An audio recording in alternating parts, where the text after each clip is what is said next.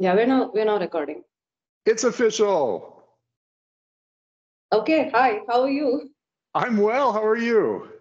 I'm doing really good. I think a lot of the people who will probably be listening to this podcast already know why I'm doing it. I think the grand total of 5 people who might listen to this episode already know what a huge fan of yours I am.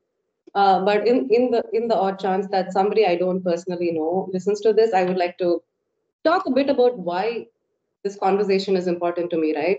Um, Okay.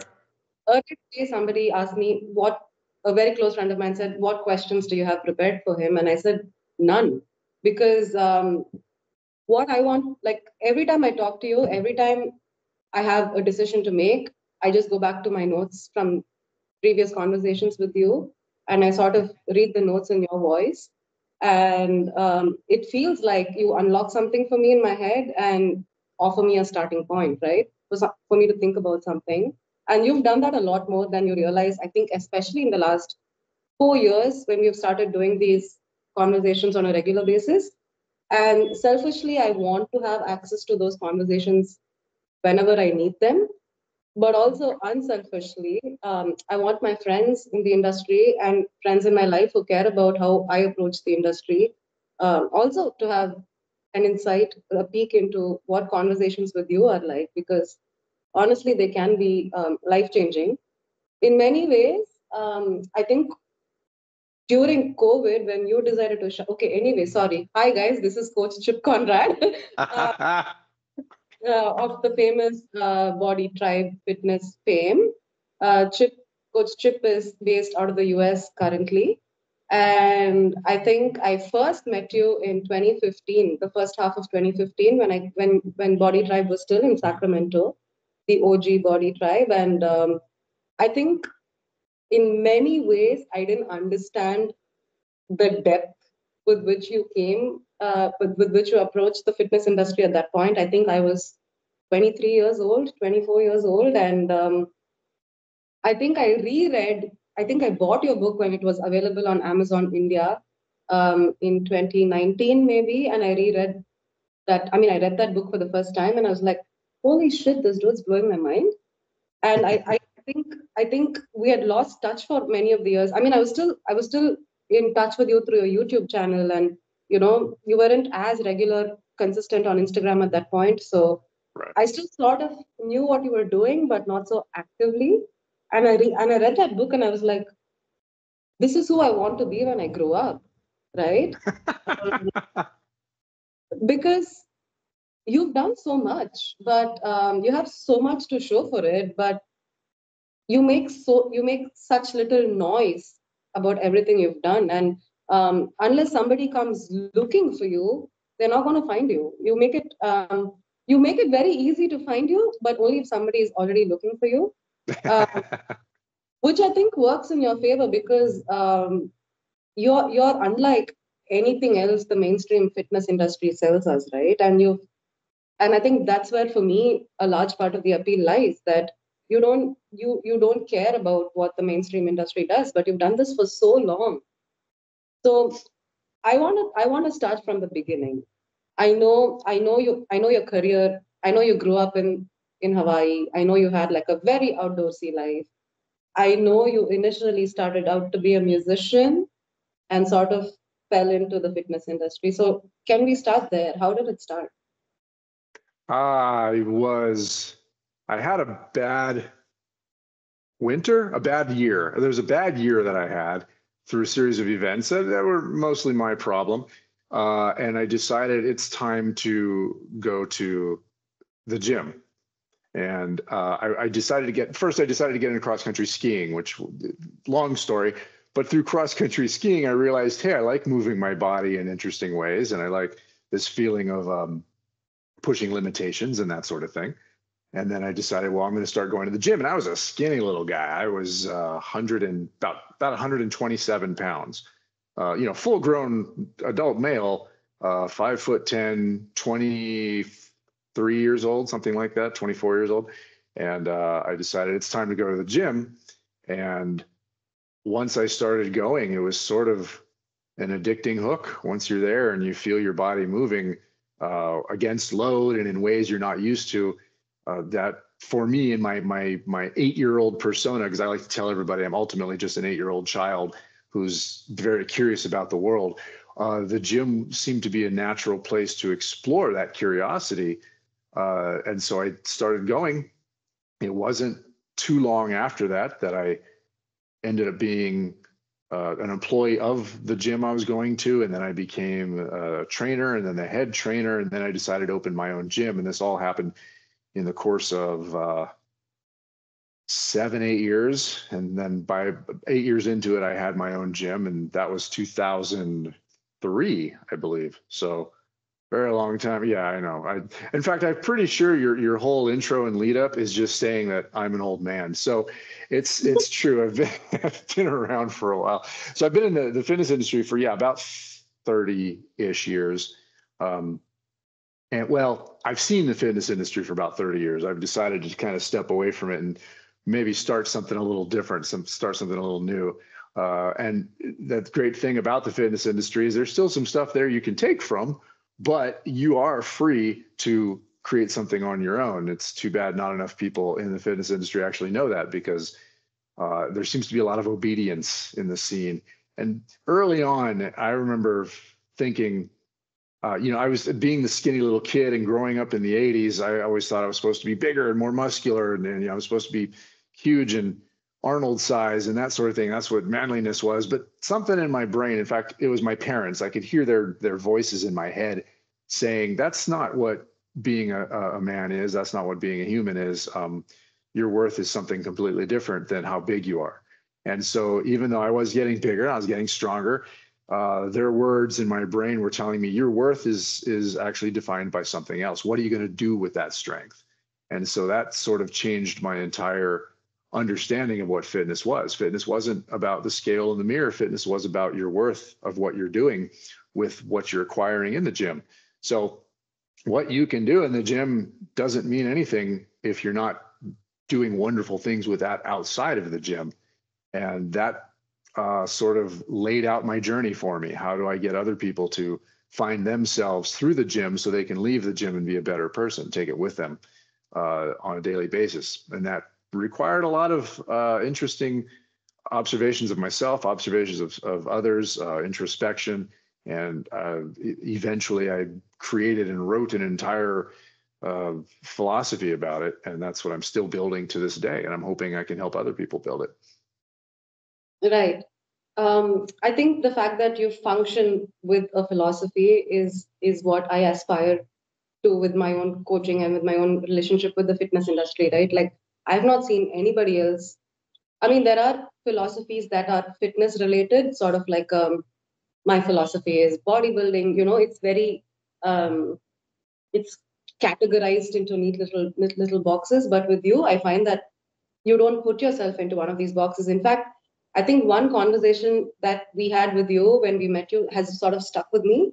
And I think this was in the context of, we were talking about MoveNat, and I think one of us was doing the MoveNat certification, and you just went off on how, like, which I really appreciate. I mean, that's why it stuck with me for so long. And I go off now anytime somebody talks to me about a certification, right? Like, I'm already growing up to be you, which I love. And like the issue you had was that these people were just taking existing movements of the human body and sort of commodifying it and packaging it into like neat little categories. And your issue with that was how that sort of restricts the way we think. So I guess my question is, obviously I do want you to talk about where this sort of thinking comes from. I mean, for me, I can tell it comes from you, it comes from Dan John, it comes from other influences that I've had earlier on in my career, that you got to think about this stuff and not accept it at face value just because it exists out there and somebody really popular is endorsing it. So when did the idea of, hey, let's think about this, and you've sort of continued to, it's very easy to stop thinking at some point, but Right. you're just thinking deeper and deeper as time has passed. So I I did a lot of college, And by doing a lot of college, I mean, I took a lot of college classes. I never got a degree. I just took a lot of classes that I liked. And the classes that always appealed to me were the ones that made you think. The philosophy classes, the sociology classes, even really good English lit classes that made you contemplate the language and how it worked. And so, and I've never been that bright. I'm not saying I have any kind of IQ that's worth mentioning, but the curiosity in me early on was piqued about life in general. You know, that little 8-year-old kid again is like, what's out there? What's over there? What's over there? And that transferred into my intellectual pursuits, where I was just kind of curious about stuff. And it doesn't mean I have the brain to be able to process that information, but I love seeing behind the curtain of many different thought processes. And so I think I just applied that, again, hearing my parents and other influences on my life, including philosophers that I've been reading recently and things like that. You know, one of the big influences on me was Bertrand Russell, and I like Bertrand Russell as a philosopher because he questioned things, and not in a cynical way, just as in a sort of a but what if way. You know, what if that's not right, and what, you know, how would your life differ? And so at some point here I am just thinking I need the biggest biceps and biggest quads I could possibly get. And something in my brain said, why? And why became the driving force behind my what and my how. So you know, you've seen me do this, when I write the word why, it's always with a capital W, because why is that's purpose, and purpose to me is one of the most important but neglected things about fitness.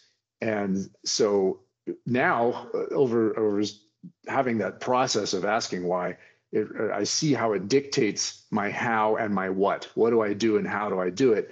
Well, that has to reflect my why. And so the how and the what, that information is so ubiquitous. There's so much information about what to do and how to do it. That's not what I care about, because when you break motion down to its most simplistic foundations, it's not hard to figure out how to do the new exercise or the new tool or the new program. So I'm not impressed by people doing incredible things physically. I'm more impressed by people figuring out why they're doing it. Do they have a good reasoning behind it? Are they sharing that and getting other people to think about why they're doing it? And there was then and now, there's so little talk about the why. Back then, this was the mid 90s, it tended to be all about the scale in the mirror, all about bodybuilding and looking a certain way. The fitness industry thrived on that for decades and decades and decades. And there's something so lacking about that. I realized that I wanted to go try stuff. Okay, I had muscle now, I had some ability. Go try stuff. Let's see what I can do. There's that 8-year-old kid. Can I get up there? Can I get under there? Can I get over there? And then I realized, no, I really couldn't do that much. I had this new muscle, but I wasn't able to do much with it. So my purpose, my curiosity of why am I doing this? It hit a wall. Okay, I look great in the gym, or I look at least better, and the mirror's telling me good things, the scale's telling me good things, and yet I had no more capability than I did. And so I started pursuing things that looked interesting to me. Maybe it was martial arts, maybe it was cross-country skiing, maybe it was being outside more and seeing what I could do out there. And I realized, whoa, I really need to learn how to use this thing I'm in. It doesn't matter how bodybuilding styles and the current gym trends of working muscle groups doesn't teach you how to use anything. It just teaches you how to focus on that one muscle, and that is not a complete picture. That's when I started coming up with the idea behind, well, let's build the skills. And so if I looked at my purpose, which was my training had to reflect my value system, which means, what the heck's your value system, right? You got to question what your value system is. And so if I value things like appreciation and respect and love, but my training is abusive or disconnecting or obligatory, I'm not training within my value system. So first I had to look at my training. Was I training within my value system? And then I had to look at what ultimately, where was I going with this? What was the purpose behind this? And I came up with the 3 Ps. For me, there was the 3 Ps. And you'll see the 3 Ps twice. I have 2 different collections of the 3 Ps. The first 3 Ps is all about purpose. And my big purpose was to protect, to provide, and to play. And I realized something as I started doing the introspection and looking at my value system and everything. Excuse me, my values tended to want to focus on other people. What could I do to be useful to other people? What could I do to be a better tribe member? Obedience wasn't one of them. being an obedient tribe member doesn't actually make the tribe progress, doesn't actually raise the tribe up with you. Excuse me. These are the first words I've spoken today, so now I have to clear my throat. So how could I be a useful tribe member? And that would be protect my tribe, provide for my tribe, and play with my tribe. And that required me to look at my training and ask myself, how am I doing that through my training if I'm just working on making a better bicep? And then I started thinking about skills. Well, let's build skills. And so my whole training now is based on building skills, and building skills requires us to learn movements, certain movements, and then to get better at those movements, sometimes we need to build certain muscle groups. So there's still that build a certain muscle group part, but it's low on the totem pole. We have to go use those muscles to master movements and then get better at movements to build more skills. And that's that. I just summed up 2 entire books of mine in like a paragraph. Read the books; they're way more exciting. People should still read your book. Yeah, they're way more exciting than what I just said. Yeah. I think you said obedience has no place in your value system, right? But so much of, which is really cool, because so much of fitness, so much of it is geared towards discipline and obedience and doing the right things, and but also, like, if you're not disciplined, then you don't deserve to reap the benefits of fitness. Like, there's almost like a military mentality to how coaches approach fitness, which I've not seen with you at all. I think you're right that a lot of people correlate discipline and obedience. I don't think they're the same thing. I don't think they're synonymous. We can be disciplined within our own value system and our own journey, whereas obedience tends to be somebody else's ideas of what we should do. Conforming to somebody else's ideas. Absolutely. And like you were saying about the fitness industry, so much of it is buying other people's ideas and then turning around and selling it. If you have any sort of certification title after your name, RKC or CrossFit or MoveNat or the one I love making fun of these days is Animal Flow. I've never seen a more obedient group of people than people doing Animal Flow. It's like a cult. All of these are like little cults, yeah? Exactly. There's usually a head person who's the key personality, the cult of the personality, and then they sell these people their idea, and then these people go off and sell the idea to more people. So it's a cult that's also a multi-level marketing program, and that's what it is. And that's a bummer. That's how we process information. It's too bad that we just can't look at all those things and say, hey, that's neat, that works for me, and make something out of it ourselves. Because if we look at it, we're going to find the same foundation movements to all of them. But when you buy into somebody else's ideas, you're actually buying into that the limitations of that package, not any kind of empowerment. And I'll pick on Animal Flow for a second because I love doing it. You buy into the Animal Flow concept, and if you look at it from outside, from somebody who understands movement and has learned movement their whole lives, you look at it and you think, that's actually a very limited movement protocol. They're on the ground. They're not doing a lot of expansion of the hips or anything like that. They never come up, and nothing is loaded. And these are all things that are actually limiting. And so if you know people who do Animal Flow, they also tend to mix it up with other things like lifting and stuff like that. So in some ways, they're already coming up with their own ideas, but they won't get that Animal Flow off of their their name or their post. They won't, hashtag Animal Flow. And if you look at Animal Flow classes, it's 5, 6, 8, 10 people all doing the exact same thing. That's the part that cracks me up. And it's funny that Animal Flow is simply another example, but it's a huge example of that, at least out here in the West. It's something that we borrowed, if not stole directly from the East, and that was yoga.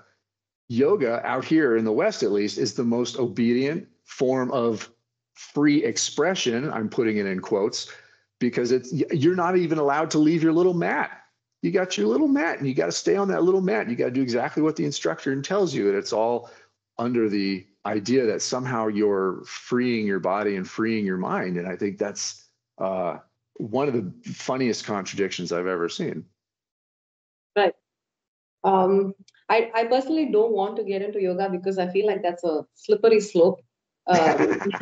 Um, but we could do another episode on yoga. But I think I want Oh, to stay yes. with your journey for today. Okay. So you have very clear thoughts on how you approach these new evolving concepts, right? Hey, let me take what works for me and then discard the rest, which I think is a great way to do it.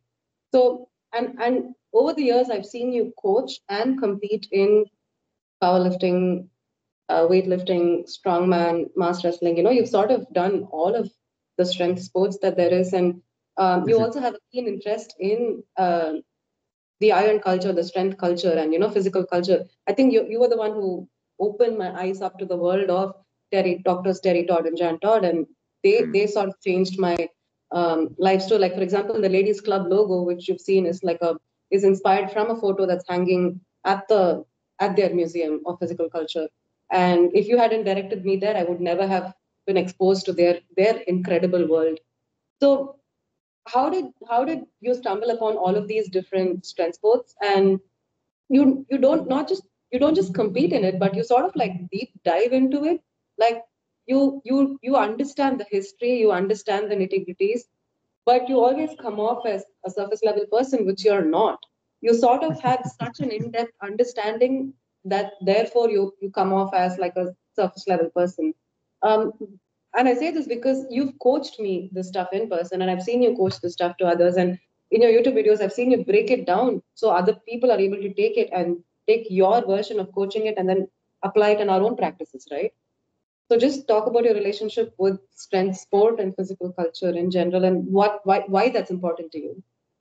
When I was initially in my early stages of training and I was doing the bodybuilding thing and I was coming to these realizations, exactly did it happen? I remember coming across some people who were doing strength sports. Powerlifting was the first one I was introduced to. And something about now I'm built, you know me, I'm not a big guy, even though I am heavier than I was from that 127-pound skinny guy. I'm still basically built like a middle distance runner. I'm not a large guy. And so I saw That's strength sports. Well, and that was the appeal, is that I looked at something like the powerlifting and I thought, that's not what I'm supposed to be able to do. That's not what this body is supposed to be able to do. If I were to follow the what happens a lot, especially here in America, but I know around the world, people follow what their body is built for. If you're tall, you play basketball. If you're huge, you play football or whatever. You get whether state sponsored and sucked into the sport, or you just choose to do it because you should already be good at it. People tend to follow their body type, and I, for some reason, didn't want to. I saw powerlifting. I'm like, I wonder if I could do that. And so I trained for my first powerlifting meet because the man who was running a certain federation, the American Powerlifting Association, contacted me at the gym I was working at. I was the head trainer of a certain gym. And he said, hey, we're looking for a venue to do a powerlifting meet. Would you be interested in hosting one? And that just sort of put the ball in my lap. I'm like, yeah, I'll host one and I may as well compete in it too. And funny enough, the gym I was working at didn't have the facilities for it. It was a crappy little, we call them athletic clubs, and the athletic clubs actually had no athletes in them. It was just, machines and stuff. And there was no room to host a powerlifting meet. So I contacted another gym and I hosted it at another gym. But that gave me the impetus to at least try it. And I thought, wow, I've never really done a good bench press. I've never done a deep squat. I've never even really practiced this deadlift very much. Let's get into it. And I realized getting stronger is a lot of fun. And so pushing those kind of limits, where instead of basing it on how I looked, I based it on what I could actually do. Now, long term, I realized being good at those three lifts is actually relatively limiting. It doesn't mean you're good at anything else necessarily. But at the time, it at least gave me some benchmarks to shoot for. Like, oh, I can make my deadlift better, and I can make my squat better, and I can get better at these things. And that just opened the door. So I competed at my first meet. And then once you compete, you become integrated into the world. And that particular world was it's a surprising, accepting world. That was an interesting part. Yes, I'm this skinny little guy trying to do a powerlifting meet. Everybody who was part of it, even the guys who were 340 pounds and deadlifting 800 pounds, they were like, hey, welcome. That was interesting because the bodybuilding world is not like that. When you're in a world that's so based on aesthetics, there's a lot of side glances of what are you doing? What do you look like? What, and even if they're friendly, there's always this little competitive vibe. Like I'm supposed to look better than you. But in the powerlifting world or in strength sports in general, I discovered through the powerlifting world that everybody was actually pretty supportive. And so ultimately in strength sports, yes, you have other people you're competing with, but unless you're at a really high level, even at a really high level, it's you against the implement. It's you against gravity. It's not necessarily you against that guy over there. And so that was really appealing to me. And through the world of strength sports, through powerlifting, I really quickly after that realized, oh, there's a sport of weightlifting that I've seen from the periphery, but maybe I could do that too. And a friend of mine named Jackie, she sort of helped introduce it to me. And I thought, oh, this is great. I suck at it, but it sure is fun to try. And that had a whole different athletic feel to it. And then after a short period of time, I got into strongman, which is a completely, it's a broader concept of taking all these skills and working with it. And I realized they're just things that ultimately help me do the other things I love. And that's important to me. Yeah, okay, let's say my squat numbers are going up. The only reason that's important to me is because I want that to be an indication that the rest of my strength is going up. And I'm able to jump and play and do whatever I want outside of the gym more because of those squat numbers. But then you learn the lesson. There's a point where your squat numbers are going to go up at the expense of other things. And so there are times when I have to be very introspective again and go, am I just squatting to get better at squatting, or is squatting actually making me better? And that's been the fun little game. So that's why I don't still do a lot of powerlifting, because I didn't want to spend all my time trying to get my deadlift up to 500 pounds, which I never hit, because all my other stuff that I love doing would fall away. But that's part of the reason I got into strongman, because you don't have to have a great deadlift or a great squat. You got to be able to use multiple strengths at once. And so it's very playful for me. And I still carry that element of play in me. And if I ever do win at a competition, it's usually only because there's hardly anybody else in my class, because I'm an old skinny guy and there's not a lot of old skinny guys doing it. So yeah, I still win medals, but it's basically because there's not a lot of other people doing it the way I do it. But it's been a celebration of pushing limitations to help me with the other stuff I really like doing. Right. So it sounds to me like there have been many opportunities that have come your way, and you've been curious enough to seek many learning opportunities. There are some things that you've said yes to, but there are also some things that you've said no to. Like, you would never say yes to. I remember you taught us how to swing some clubs. We swung some mace bells. And then you were like, so where are you going to next? And I said, to do the Onnit Academy certification. And you were just like, why? Just give me the money. I mean, not in those words, but you know what I mean. So there are certain things you've said no to. And then you also talk, I don't know where I'm going with this question, but you also talk about the fitness industrial complex a lot. And I think what that did is sort of just package everything neatly. And I guess what my question is, I want you to talk to me about the inception of Body Tribe, the concept that you have in mind, the ideology, the philosophy that you have in mind, but not just that, but also the physical space, right? Because it was unlike any other gym I had been to. And when I visited at that point, I hadn't been to too many gyms yet, but it was still unlike anything else I had seen, right? Like you had artwork on the walls. When we were there, you hosted a music show. You had dogs running around, and then outside there was that massive graffiti that you had by the railroad. It was just I was like, who is this dude really? Like, is he really a coach? But I had already watched a DVD with Dan John by then, so I knew he was legit. Um, but like, just walk us through. Hey, this is the industry that exists, and this is the alternate. This is what I want to create. What is it that you wanted to create? When I first started Body Tribe, I was working in the fitness industrial complex, and I was working at a corporate gym, and nothing about it felt right, because I do have a musician background, and I really appreciate creativity and artistic culture.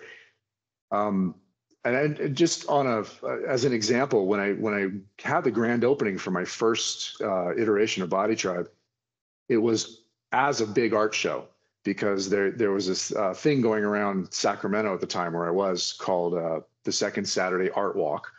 And second Saturday every month, all these doors opened and people showed off artwork. And I said, well, I'm going to be part of that. And we had a big art show, and we did that every month for the 11 or 12 years I was in that one space. And the shows were huge, and they won awards, and a lot of interesting things happened. And I got known as the place that also did art. And so we did music, and I mean, we hosted all sorts of events. Still doing the same thing at my new space here, even though I'm new to this area. Last night they hosted one of the local candidates, a Green Party candidate, trying to show the world that there's more than just the two-party system that we have here in America. We've hosted charity events and things like that already here, and we're planning our first art show in November. So here we go. We're going to do it again here too. And that's, to me, that's very important in the sense that what I do physically is simply building a foundation of ability to then do other things physically and metaphysically. So to me, strength, the idea of strength, is not just a physical pursuit, it's also the creative pursuit.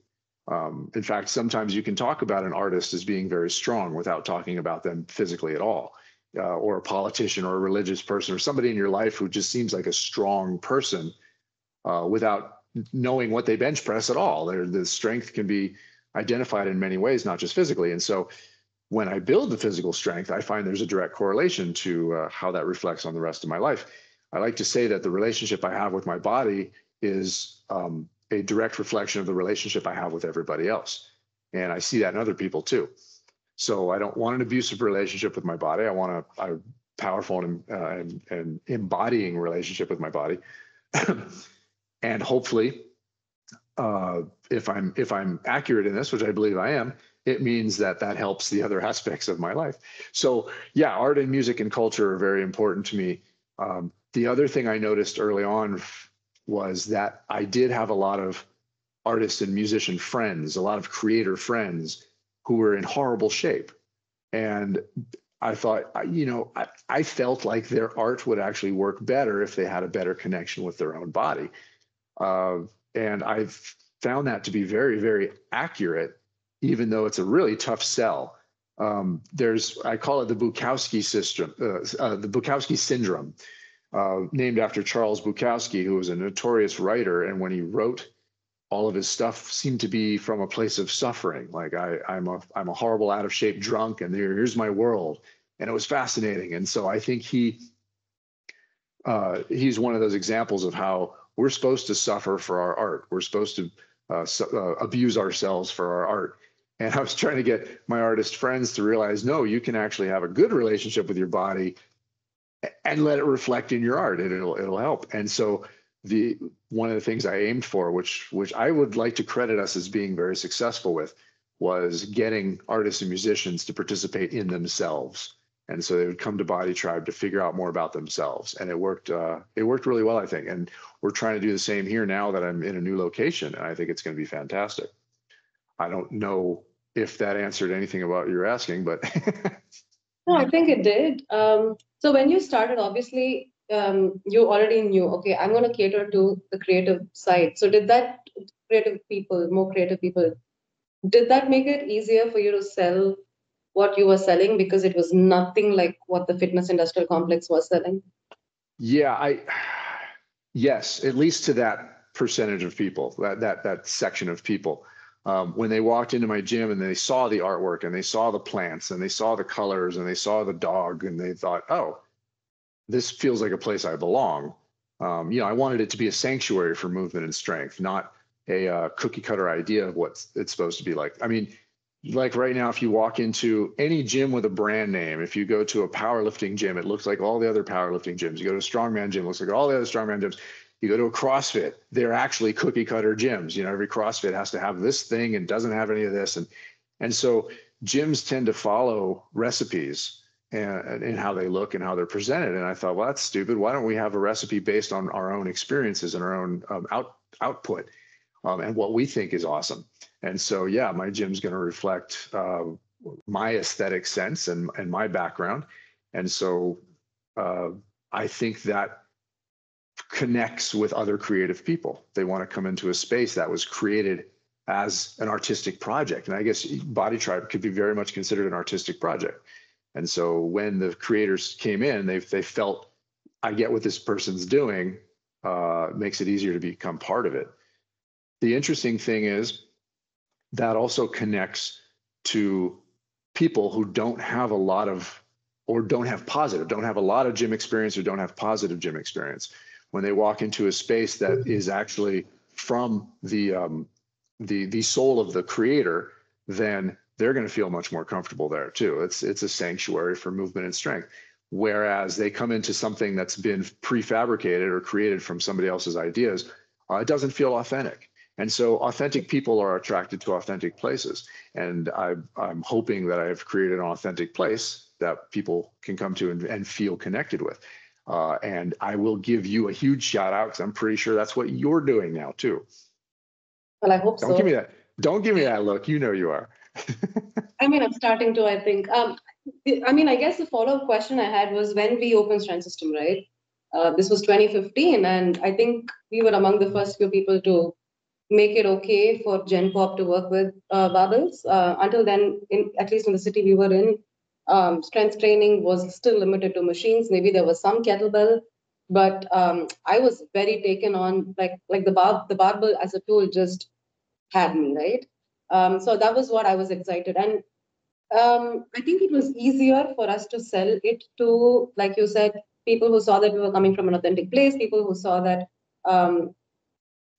our hearts were in the right place, and people who saw that we really cared about what we were doing and business was doing well.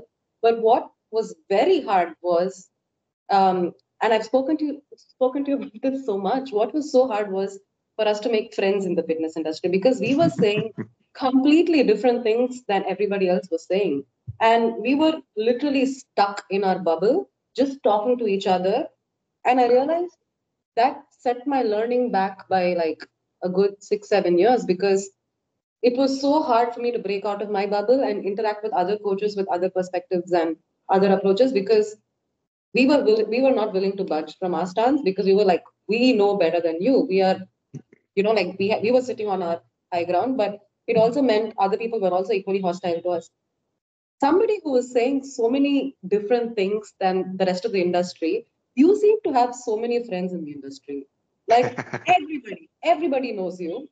Everybody has been mentored by you, or you've been mentored by them, or everybody is your friend, or like everybody knows who Coach Chip is. What is your secret? It's interesting. You say everybody. I literally mean Nobody. everybody. Well, but when you get local, like in Sacramento, when I was in Sacramento, we were our own little bubble, because nobody in Sacramento, they might know who I was and who the gym was, but they didn't want to connect with it. And so we created our own little, separate thing.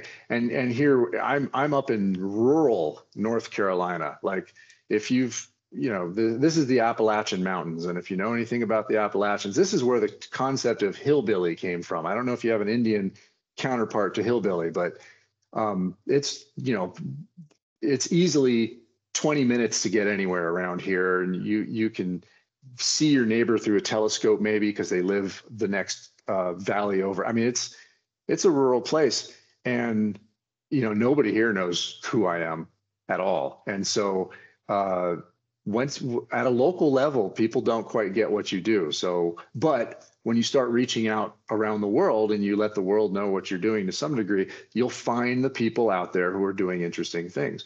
And so when you say everybody, you did the same thing. You found the people who are doing interesting things. So your everybody is the same people of my everybody, because we found the people doing interesting things. But if you start going on YouTube and you watch fitness channels and things like that, you realize there's so many people out there who we're kind of disconnected from now. And that's okay, because we are doing our own things, and that's wonderful. But what's been interesting out here at this local level in a rural place, any fitness culture that is here is way backwards or way old. It's many years out of date, because they aren't reaching out, they aren't learning, they aren't growing. And so I am introducing people to what we do here from a place of nobody knowing who I am, but that authentic place, that place that makes people go, oh, that I don't know who this guy is, but that looks interesting, and he's doing something different. And so we're creating a tribe here that's considerably different from, there are 2 other gyms in the area within miles. I mean, it's there's not a lot of stuff going on here. No Indian food here, by the way. So frustrating. You can just cook your own. It's very easy. I know. I'm gonna have to start. I'm gonna have to start making my own. But the other gyms here in the background, right? Yeah, so that's still the gym playlist. I mean, I still have Dollar Indy on the playlist. I mean, Tanuk is going to be, an all-time classic here at Body Tribe. And then, of course, I went with the heavier stuff. Now I follow Bloodywood. So if you don't know Bloodywood, they're, India born and bred. And yeah. So it's been fun creating a tribe from utter scratch, from nobody knowing who I am, from nobody knowing what happens here, from nobody getting this stuff in their ears or in their eyes beforehand. And so, but just being interested by it, by creating something that people go, you know what, that looks more interesting than what I'm currently seeing. And we've really built a little tribe here, again, in a way that we probably shouldn't have been able to, but it just seems to work because I'm hoping I'm offering something very authentic, and they're latching onto it and becoming. They're all becoming, and it's really fun watching them. And you've heard me talk about the 15% versus the 85%. 85% of our general population of the world is not involved in the fitness world or in purposeful movement. And so I've always thought, well, why? Why are we not appealing or attracting the 85%? And it's easy to blame them. It's easy to say, oh, well, they're just lazy, or they're, ignorant or whatever. No, it's usually the 15% making it seem very unappealing. And so I think the fitness industry has not made fitness appealing to most people in the world.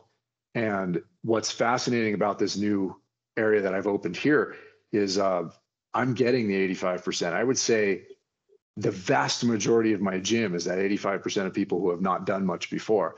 And some of them are 60, 70, 80 years old. And they somehow looked at what I did and went, that looks like something I finally want to try. What do you think it is? Maybe it's the fact that I'm not promoting the usual stuff. I'm not saying come in here and abuse yourself. I'm not saying we're going to sweat until we die. I'm not saying the usual. I'm saying we're going to actually get in touch with ourselves. This is the chance to learn yourself, and maybe even, dare I say, have some fun doing it. And people are kind of into that, and they realize, I like to talk about the concept of suffering and how suffering and challenge are not synonymous, but so much of our culture seems to believe that suffering is important for change. Well, all change comes from challenge. That's true, but not all challenge is suffering. So why are we promoting suffering to people who probably generally don't need any more stress or suffering in their lives?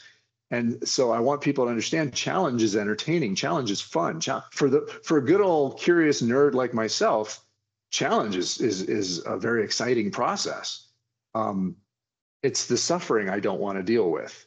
And so if I present challenge in a way that's not suffering, because we're already, especially around here, there is a religious overtone in this general area where I live. It's called Southern Baptist, and the Southern Baptists love the concept of suffering. You know, there's so much of Christianity that's based in suffering, so much of religion in general that's based in suffering.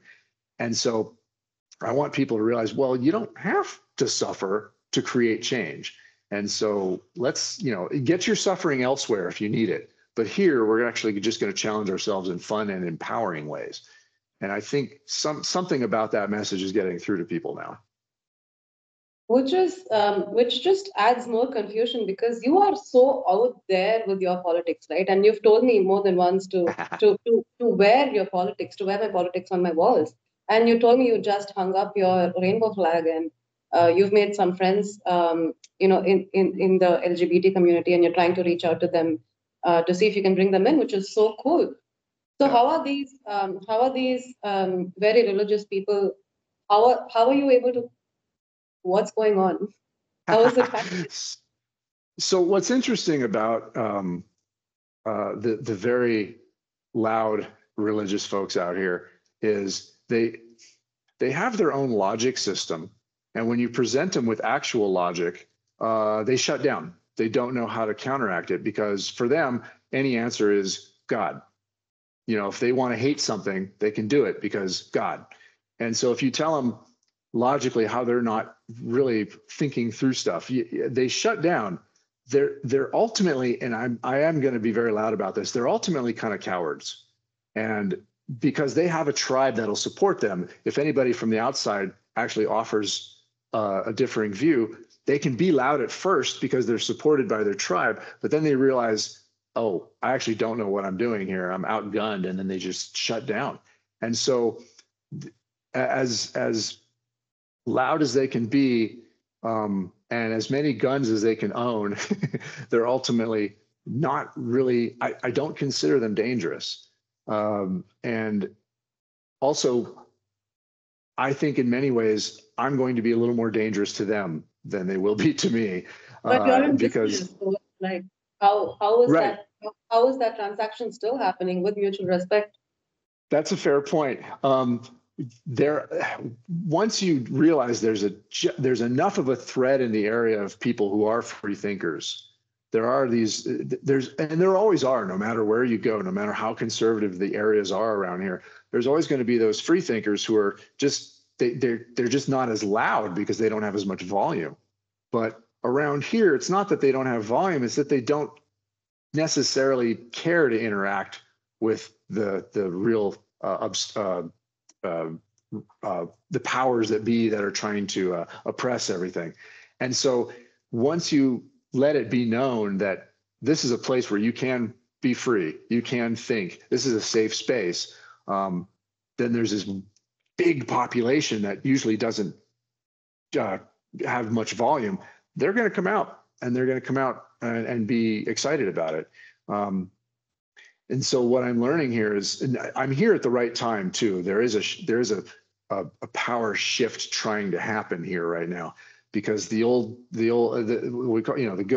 good old boy network, as we call it, is starting to falter.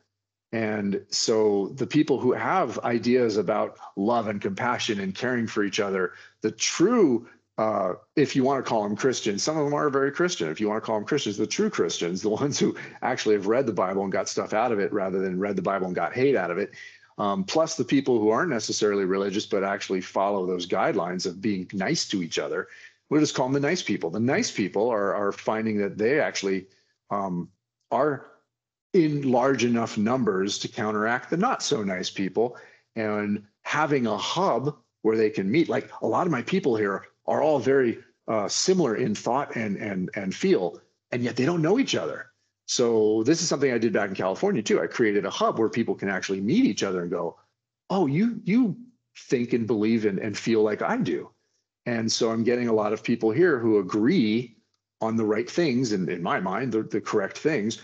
And I think in some ways, we're creating a tribe that's actually making that part of the community stronger.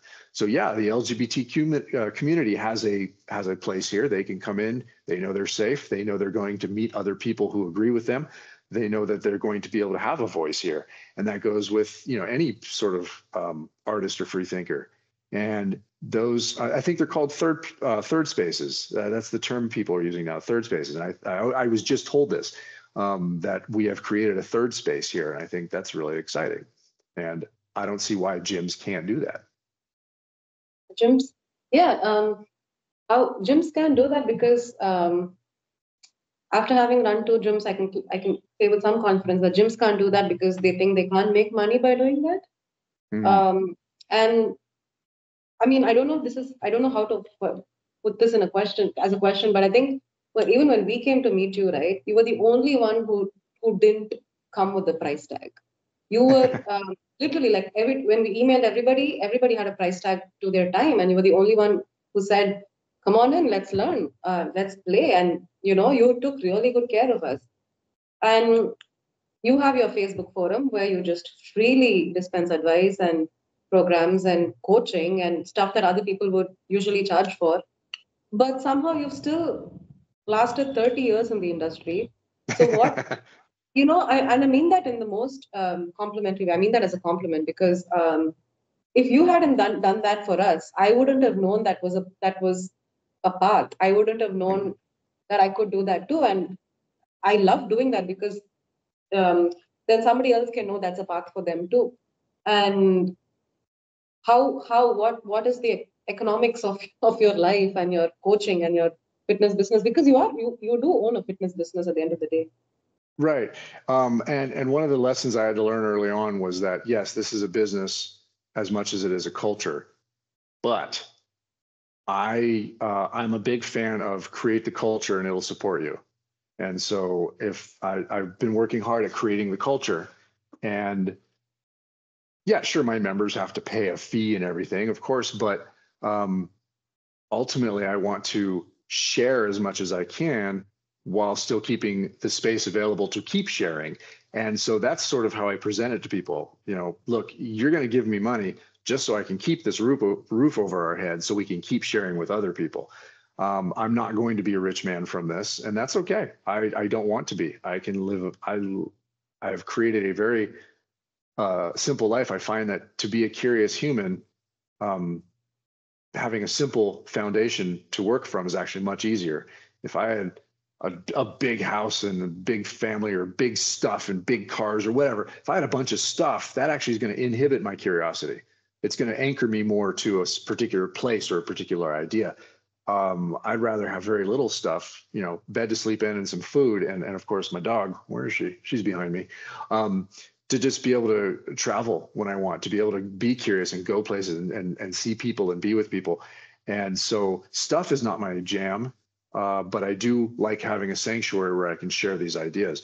So I think, and I get the feeling people understand that here, because oftentimes I'll do something for free and they'll still donate a little bit or something like that. Like this afternoon, we're going to have a workshop, a hand balancing workshop. And I just call them donation based. Look, if you can't afford it, I don't care. Come anyway. I want to share it with you. But if you feel like it's worth a few dollars to you, kick down a few dollars. And so for 20 years of being a gym owner, 20 some years of being a gym owner, it's worked. It's kept my doors open, barely, but yeah. And so I'm hoping to be able to continue to do that, where people find the value in it without me having to shout it at them. This stuff is valuable. Yeah, it's tricky. I mean, because we are a capitalistic culture and we seem to value things that are expensive. But when it comes to a relationship with our body, I want everybody to be able to participate. So yeah, and I like at the old gym in California, it was twice as expensive because it was California, and I could charge twice as much. But that being said, I would say only maybe 50% of my people that are paid full price. I always made deals with people. And here, my prices are a lot cheaper, and I'm still making deals with people because we're in rural North Carolina. There's not a lot of money flowing through here. So as long as, and I've been lucky to also be on the other end of that, where people have been very helpful to me. I've rented this space very inexpensively because the guy who runs this building understands the same thing. He wants to fill this building, and so he's renting it at affordable prices. And so I'm working with good people to help share good stuff. And it all, with that sort of mindset, it all seems to work out. It might be tough, but for sometimes, and there's that stress of, am I going to be able to pay my bills this month? But you know what? Every time I've thought that, something has come through. Somebody has come through. Something has happened. A new client, new member, somebody somewhere makes something happen that it just works. And I don't want to call it. I don't want to go into the new agey idea of manifestation. I just think it's more about you share properly. When you share properly, you receive properly as well. Call it, spirituality, call it metaphysical. I think it's just sort of a how energy works. Right. That was very deep. It's also very validating. So thank you for that. So you, I don't know if I should say shut down, but like the physical location of Body Tribe during COVID, can I say closed down? And then Yeah, yeah. for a long time, you just traveled and visited other home gyms, and there was so much. You were just living life. And at some point, you sat down and you decided. And I remember having a conversation with you where you were still unsure of whether you wanted another physical space or you didn't want another physical space. And I was in a very similar space of, do I want the commitment of another physical space? What what what is it about having a physical space? What is it about having a sanctuary that you decided to do it all over again? It's the easiest way to share. Speaking of this whole sharing culture, I moved everything online when COVID hit, and yeah, like you said, I traveled the country, and I had a lot of fun teaching workshops and meeting new people and hanging out with old friends and that sort of thing. But I kept teaching by putting everything online, and that never ever felt right because it's so hard to truly teach movement and your connection with your body. It helps to be present with somebody. And so videos can only go so far. Instructional manuals can only go so far. And so it felt disconnected to a degree doing everything online. Whereas I want to connect with people physically. And so having a space where both I have the freedom to move, and I can allow other people to have the freedom to move and share that with them, that feels like the best way for me to actually be able to share this information. So yeah, I still do stuff online. So I still have members online that can live around the world, and I can still train them in it. That's great because I've met a lot of really cool people that way. I wish I could work with them in person. And something about it's a physical practice. So being in the physical space with another person to do the physical practice, there is a whole different vibe to it that I think is much more fun. Plus, I can yell at people easier that way. You So don't that's yell. important. I just got to yell. You just got to throw stuff and. You don't do any of that. Come on. No, my members tell me they get scared when I get quiet, because when I get quiet, they know something's up. Because I'm a pretty calm guy, but when I'm quiet, that's when something's wrong. So they look at themselves. What am I doing? What am I doing? But yeah, I'm not much of a yeller. So yeah, the physical space, it also lets me have what I need to have. That's not a lot. I don't need a ton of equipment. In fact, you know what? I'm just going to give you a quick little tour. How's that? Oh yes. So I'm going to bring you with me here. So this is, and you have to explain to us why. I can explain. This is my gym. So I was just in my office, which is right there. And oh, you know Dave Hall, right? Yeah, of course. Alabama Sasquatch. He built this wall for me, so I have to give him a shout out for that. He came up from Alabama one day and helped me build that. So this is the gym. And so behind me is the dumbbells and the kettlebells. And you notice there's not a ton of them.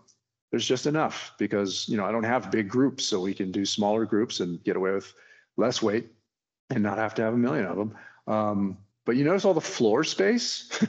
There's a lot of space here. There's my barbells, and right next to my barbells are my clubs. And so I have a small collection of clubs there. And then my barbells, my plates, and then those are all my platforms. I have 3 platforms. And as much as I love Olympic lifting, because I'm working with, a lot of that 85% that I was talking about, we don't have a lot of Olympic lifting happening here yet. So I'll introduce it slowly. That's my turf. And that's a big bag of green blocks right there in the middle. What do you I'll do show with you it? guys that. Yeah, that's the question that everybody asks. So I bought a cargo net, which I'll show you in a second. I got to turn on the lights properly. I don't know all my lights on yet. My space is known for having a ton of space because, you know, you're talking about not having machines or anything. So I do just have tons and tons of space. I bought this cargo net. And when I bought that cargo net, the people who sold it to me had this thing here. And it was this big bag of green foam blocks. But you notice it's also a cargo net, just holding blocks. And I kind of asked the same question. I said, well, what is that for? And then I realized it's just for whatever you want it to be, to climb on. And so it's interesting how every adult who sees it asks that question, what's it for? None of the kids who have been in here, and there have been a lot, have ever asked what it is for. They instantly just hop on it and just start climbing it. And so, yeah, I have weird stuff like that. This is my I love your big. rings. I love that, like that row of rings there that you have hanging Oh on the yeah, ceiling. yeah. I'll show you the row of rings. So it starts Damn. here, and you can swing on the rings, and you can swing all the way down to. By the way, this is my blue mat. Everybody should have a big blue mat. Swing all the way down to the monkey bars, and then you can keep swinging on the monkey bars if you want. So over time, I'm going to have this be able to go all around the gym, so you can actually swing all around, go all the way around my gym without touching the floor. And That'll be a cool challenge. well, and there's something really fun about this. The rings have been fascinating because I put them up there for me, not thinking a lot of people would be able to do them right away. But every adult who comes in here goes, oh, I want to try that. And so at least we try it. And so many of the people who have been in here can now swing on the rings all the way across like a monkey. And I think that's really fun to see adults starting to play like kids again. It just opens up new worlds for them. And so that's what a lot of this is for. It's you know, yeah, these are children like toys, but these are for my, you know, 50, 60, 70-year-old adults.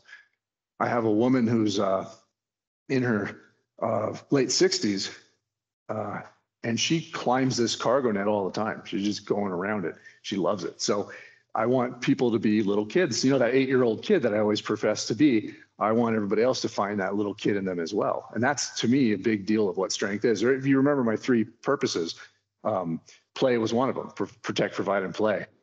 And that's huge for me. So yeah, that's my gym. There's not much to it except really space. Good. It looks really good, coach. I would train that every day. There will be more and more artwork here as the months go on, because I have quite a few artists who work out here, and we're going to do art shows and things like that. So yeah. Very cool. You got the grand tour. Yeah, thank you. Everybody all the 5 people who will listen to this got the grand tour. No, I'm hoping more people will listen to it. But I have a question. Something you said there. You said, you know, not a lot of Olympic lifting yet, but you will get to it at some point. Mm-hmm. And this is not just other people, even with myself, right? And it's unbelievable that it hasn't. Or you coach for a while, and then suddenly you realize you're too cool to coach the beginners, right? Like you're like, oh, I just want to coach the ones with the Olympic lifts. I just want to coach the powerlifters.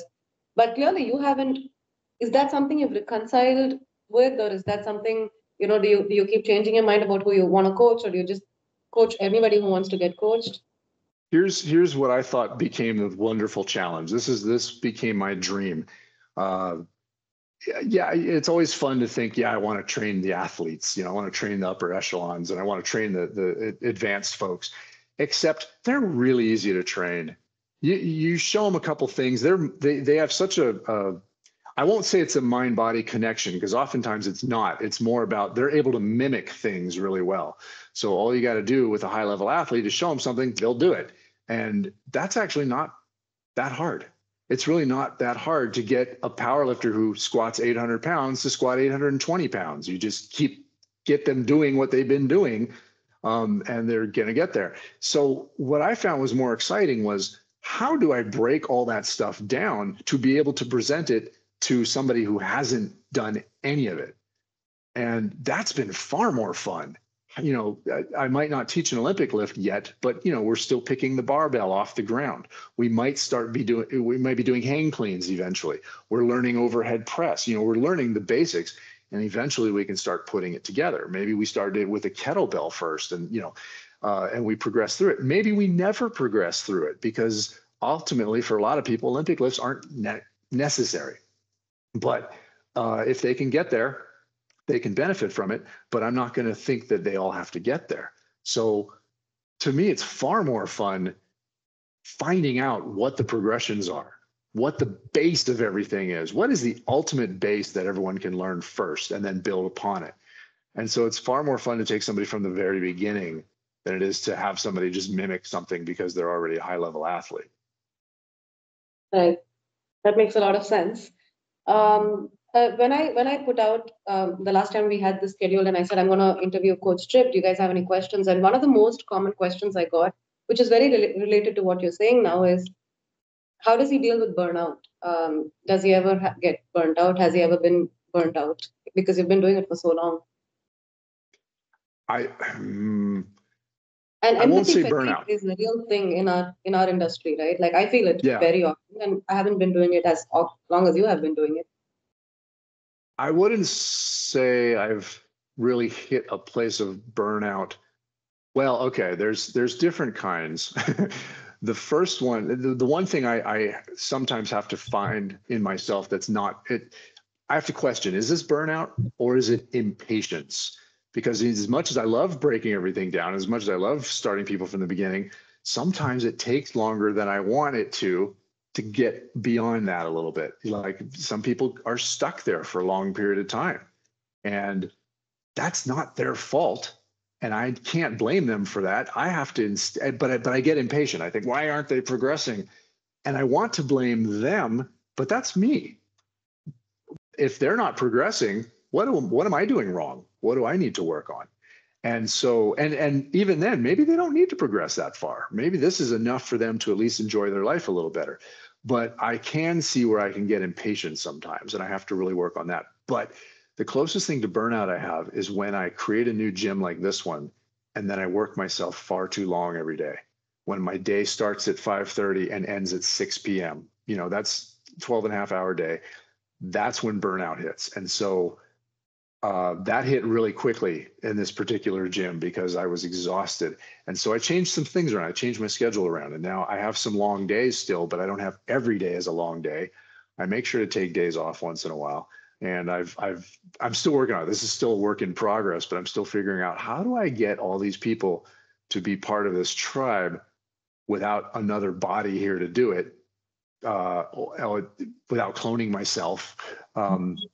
And keep them, but still keep them progressing, still keep them so they have enough time to come here. And it's working. I'm slowly figuring out the secrets to it, but that's the closest I've come to burnout, was just too many hours. But it's never the training itself. That's insane. What about empathy fatigue? That's I think where the impatience comes in sometimes, where sometimes I get a little impatient. I'm like, and then I really have to step back and realize I'm the teacher. If I'm not teaching them properly or they're not progressing, maybe that's on me. I think empathy fatigue is an interesting concept for me because to be honest, I am not the most social person in the world. I have a lot of empathy, but I'm not a very social person. So these the long days are exhausting to me because I have to turn on to be that teacher. I actually have to turn on a switch, and to have that switch on 12 hours a day is really hard. So that might be the closest I come to empathy fatigue. It's just adrenal fatigue. It's just an exhaustion of having to be on for so long every day. But I still love everybody. Okay. Still love my folks. Right. I mean, they're my tribe. They're my tribe, and the fact that they're here, I need to always stop myself and appreciate that. I have to say, you know what? I give myself a little credit. I've done something that's apparently worthwhile that they find worthwhile, but definitely credit them for sticking around and sticking with it and giving me a tribe to actually work with. So anytime I feel like I'm getting empathy fatigue, I just have to flip the script and go, but I love these people for this reason. Right. That's a useful reminder. And I think what I tell myself is, say, I get to do this. Yeah, exactly. And that's always helpful. I have three questions. Do you have time for three more questions? barely, but yes, we'll see what we can do. We have a Okay, workshop starting in about 15 minutes, so we have to. sorry. Quick. There's so much information, right? Like when you started in fitness, social media wasn't a thing. When I started in fitness, social media wasn't a thing. But now so much of the young coaches' learning comes from social media. So what is the advice you have for these people to sort of say, okay, this is legit information, this is not legit. Is there a framework you use for yourself for learning? Yeah, do more than watch. In other words, pay attention less to it and more attention to yourself. Um, and also reduce everything to the basics. It's really easy to go on Instagram and see everybody doing all this cool shit. And you'll be like, oh, I want to go do the cool shit. Go back to those basics. What are the basic movement patterns first? How do you strengthen those? Then you can decide if that's actually worth your doing or if you need to get stronger at other things. So look at the foundations and maybe stop looking so much on social media and look at yourself. Really learn you before you start having other people tell you what you're supposed to learn. Super. So a lot of people retire, right? Like they're like, okay, I'm 60 years old, I'm 65 years old, I'm going to retire. Have you thought about that? Because well, I want to hear from you. Okay. Nope. Is that there, something I talk about in my book is the concept of peaking and how we're always taught as a culture that we're supposed to peak. And then after the peaking, we come down, down, down. And I like to think that if we're interested in curious human beings, we never peak because we're always looking at different things. So we're always trying different things. So if I create a foundation of strength to work from, I'm always capable of trying other things. And that goes for both me physically and me intellectually and mentally, and even employment wise. Maybe I can always be doing something. My goal is to share and teach. And I don't think we should ever retire from sharing or teaching.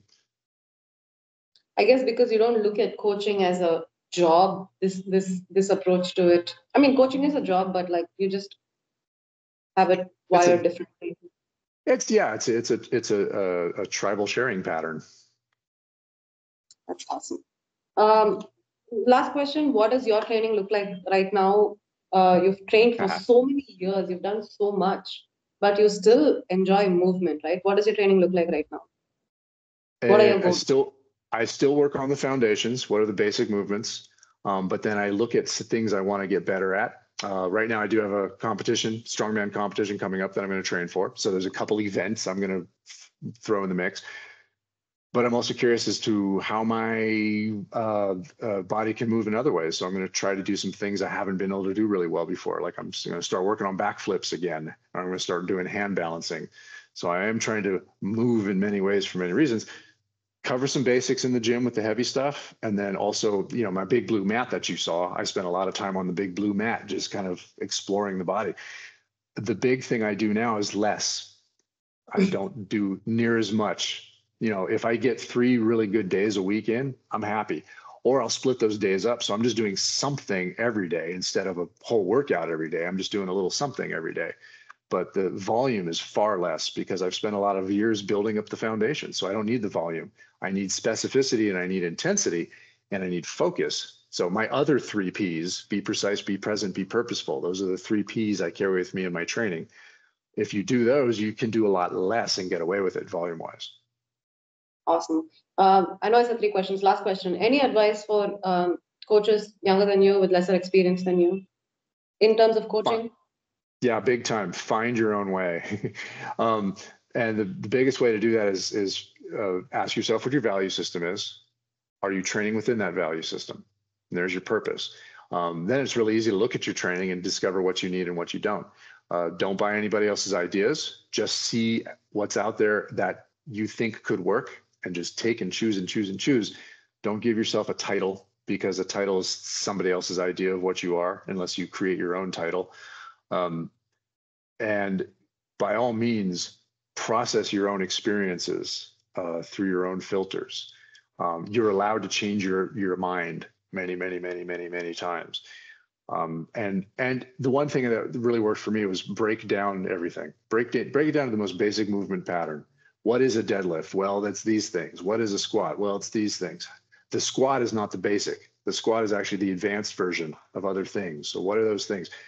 Be able to break any movement down to its basics, then you won't be sold the bullshit that's out there. They won't tell you it's something magical. You'll know it's not magical. It's these things that are already offered in this thing over here. So you won't hopefully be sold a bill of goods, as we say.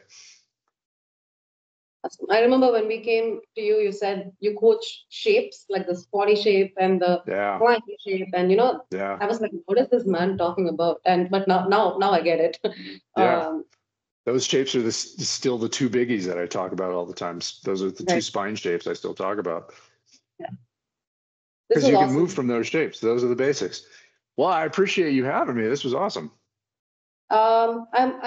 I'm still rooting for you to come to Chennai and climb some trees and train at my gym sometime very soon. Let's make that happen. Thank you for being so patient about that. I'm looking forward to it. Awesome. Thank you, Coach. This was fun. Good luck for your workshop today. Oh, good luck for everything you're doing, because you're kicking all sorts of ass out there. And Thank you, Coach. You need to be told that more. You need to be told that more. You tell me often enough. I'm good with that. Thank you. Thank you so much. Absolutely. I'm going to stop recording.